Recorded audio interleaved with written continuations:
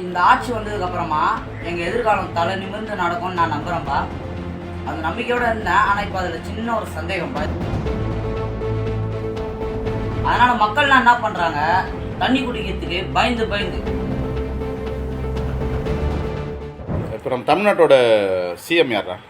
C Joseph Vijay எனும் நான். Joseph sir தான்ப்பா, ஜோசப் விஜய் சார் தான்ப்பா இப்போ சிஎம்மாக இருக்காரு.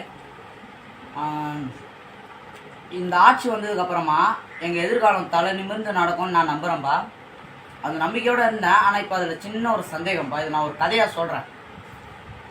ஃபஸ்ட்டு ஒரு ஊரில் ஒரு குளம் இருக்குது. அந்த குளத்தை பாதுகாக்க 2 பேர் இருக்காங்க.